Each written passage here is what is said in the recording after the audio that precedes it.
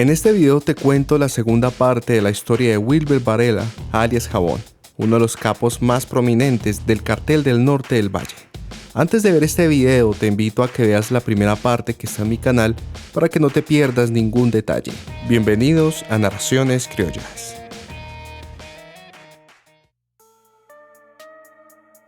El problema del asesinato de Miguelito es que Diego Montoya era gran amigo de él, así que este decidió llamar a Varela para reclamarle por lo hecho. Wilber le admitió que mató a Miguel y le dijo que fue por diferentes cosas: por no pagar la plata de Ordinola, por matar a 2 de sus hombres y por hacerle frente, cosa que tomó como una ofensa. Además que Solano se reunió en una ocasión con Rasguño para decirle que se asociaran para matar a Varela. Luis Hernando aceptó, pero falsamente, porque luego este iría donde Varela a contarle todo lo que había dicho Miguel. Además, para Wilber la gota que derramó el vaso fue que se sabía que Miguel llevaba bastante tiempo trabajando para la DEA, entregando rutas y a diferentes narcos del país mientras él se paseaba en las calles de Miami. Así que ante todas estas razones, los capos no conciliaron nada y ese día quedaron en malos términos, teniéndose desconfianza uno con el otro. Tiempo después, los capos decidieron tener una reunión para tratar de evitar una pelea que se avecinaba. Los otros capos también decidieron unirse, cada uno a un bando, porque para ese entonces, Jabón y Diego ya eran 2 de los capos más poderosos y respetados de la organización. Así que en dicha reunión, Montoya sacó a la luz de nuevo el hecho de que Varela no tenía por qué haber matado a Solano. Independientemente de lo que hizo, esto era inconcebible para don Diego, ya que él era su amigo. Jabón le respondió que su amistad con Miguel poco le importaba, y ante esto, don Diego le dijo que ya estaba cansado de él, de que matara todo lo que él quisiera y que robara a las viudas y familiares de antiguos narcos. Entre gritos y ofensas, en dicha reunión en el año 2002, entre don Diego y Wilber, se decretó una de las guerras más terribles que ha tenido la mafia en el Valle del Cauca. Por ese entonces, las autoridades ya les reconocían como narcos de alto calibre, así que sobre ellos se ejercía bastante presión. Les incautaba propiedades, rutas, capturaban, extraditaban o liquidaban hombres que eran importantes para ellos, desvertebrando de esta manera la organización de cada uno de ellos. Así que en contrarrespuesta tomaron una medida que era muy común en ese entonces, y era crear grupos paramilitares. Varela formó un grupo llamado Rondas Campesinas Populares, aunque después los habitantes de las regiones donde se movían estos hombres los llamaron Rastrojos Campesinos por Colombia, acortándolo solamente a los rastrojos. Muchos de los integrantes de este grupo eran bandas sicariales pertenecientes al servicio de Jabón. Don Diego hizo lo mismo y formó el grupo Los Machos, más adelante conocido como el Bloque Calima. Estos 2 grupos convirtieron al Valle del Cauca y el Eje Cafetero en una de las zonas más peligrosas en ese entonces. La lucha entre estos capos derramó un río de sangre en diferentes pueblos y localidades de todo el Valle del Cauca, como en Zarzal, El Dobio, Roldanillo y muchos otros.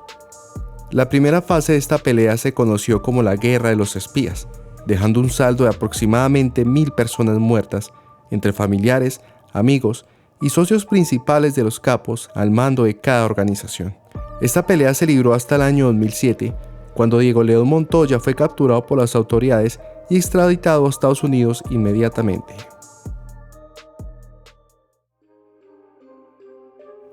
Aunque estaba peleando con don Diego, Varela también tuvo una pelea con Juan Carlos Ramírez Abadía.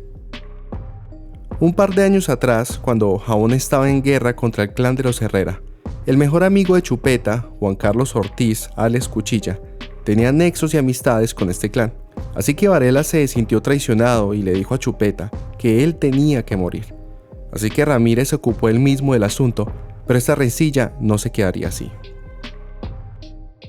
Tiempo después, cuando Víctor Patiño Fomeque fue extraditado a los Estados Unidos, empezó a delatar a todo el mundo, incluyendo a Chupeta.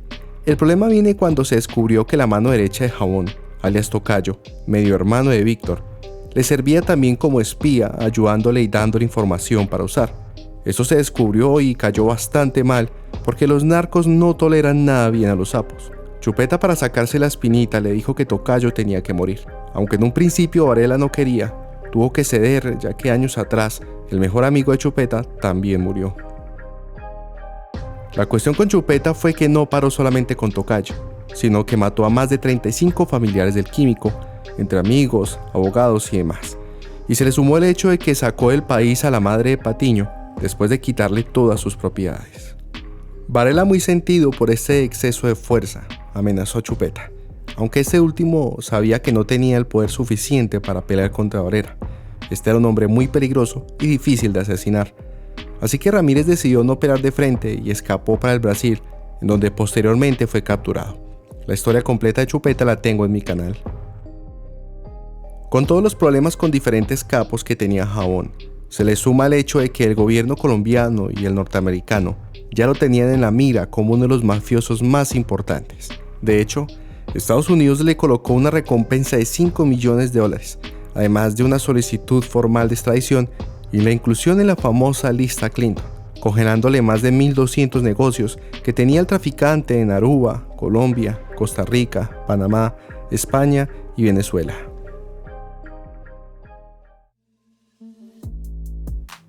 Varela tuvo una relación con la reconocida modelo y actriz Johanna Guzmán.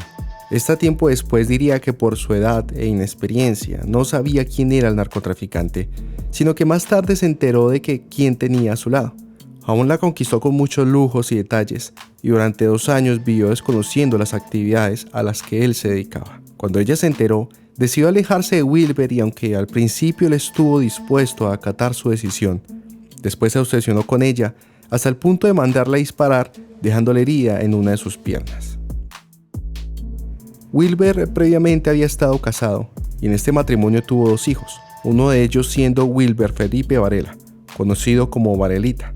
Ese fue asesinado a sus 20 años en el año 2009, mientras era perseguido por un par de sicarios en moto en una carretera cerca de Pereira.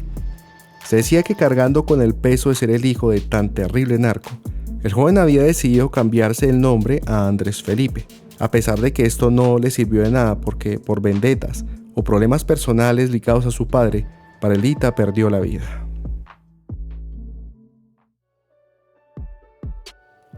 La muerte de Wilber se dio en enero del año 2008.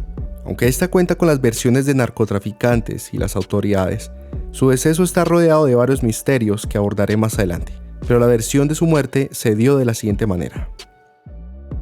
En la guerra que tenía Jabón con Don Diego, él se escondía habitualmente en Venezuela, pero cuando terminó dicha pelea con la captura de Montoya, esto tomó el país vecino como su residencia, aunque lógicamente no dejó de traficar en Colombia.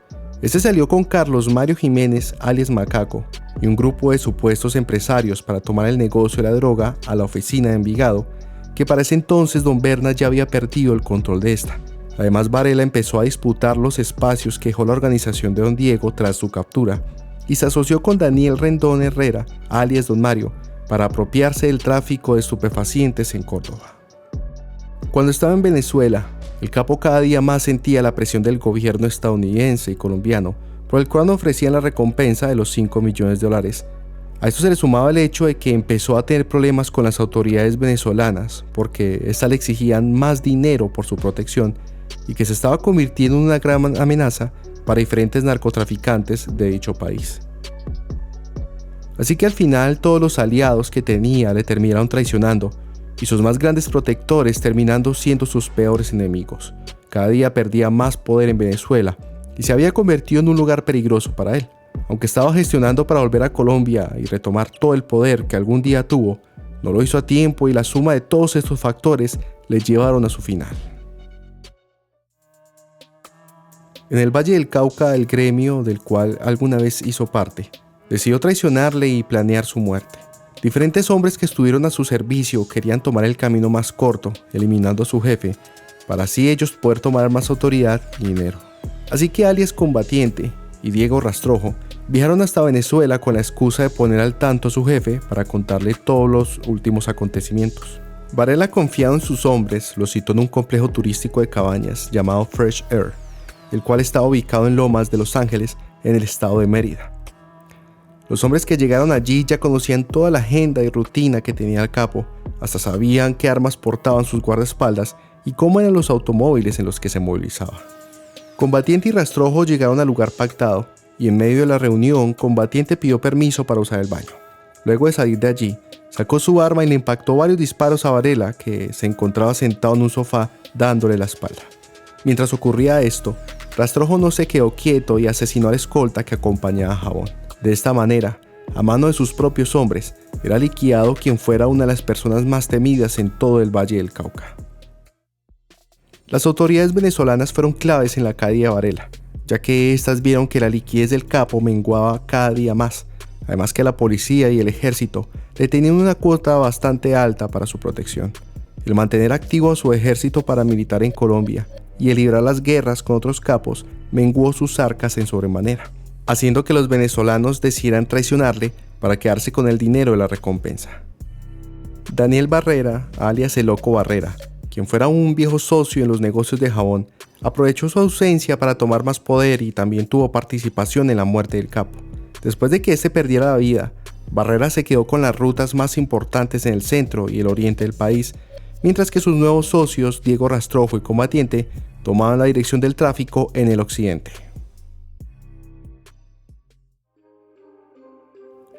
Cuando murió Varela, en el bajo mundo corrió el fuerte rumor de que él fingió su deceso. Hasta se dijo que él estaba vivo bajo otra identidad, ya que el cuerpo que analizaron no le hicieron el cotejo de las huellas digitales, porque el registro que tenían de sus huellas supuestamente se perdió, así que solo podía ser reconocido por su apariencia física, aunque posteriormente le hicieron una supuesta prueba de ADN que desmintió todos los rumores confirmando su muerte. El problema era que no era la primera ocasión que pasaba esto, de hecho sería la tercera, siendo la primera ocasión en el año 2004, cuando él dio la orden de que se contara a todo el mundo que falleció. Luego en el 2006 ocurrió lo mismo.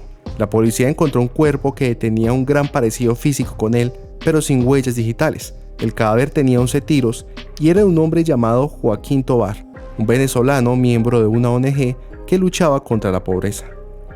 Diferentes personas de agencias colombianas y norteamericanas que estuvieron involucrados en la investigación de quién sería uno de los narcos más poderosos de esa época, estaban convencidos de que él estaba vivo y que esta sería la tercera vez en la que se daría por muerto.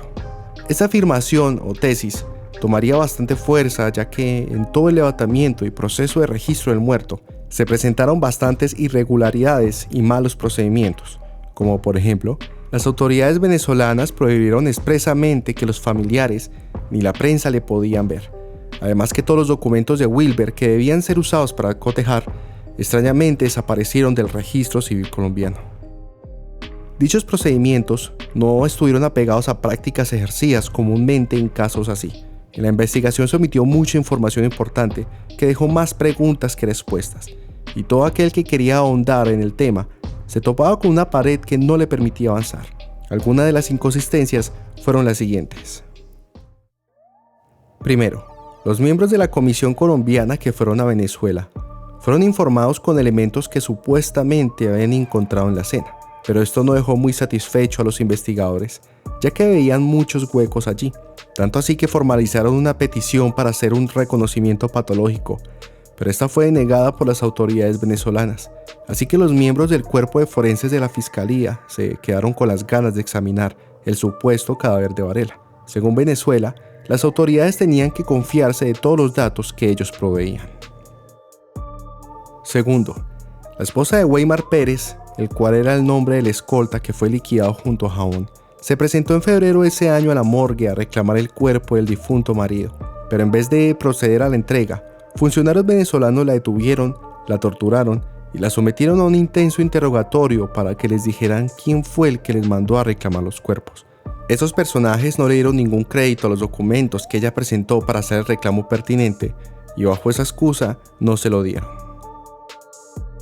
Tercero, los familiares de Varela intentaron contratar los servicios funerarios para hacer la sepultura del capo, pero en Caracas le dijeron que este ya había sido contratado sin previo aviso, y aunque ellos le querían enterrar en Colombia, los venezolanos enterraron el cuerpo en dicho país sin previa autorización de sus familiares.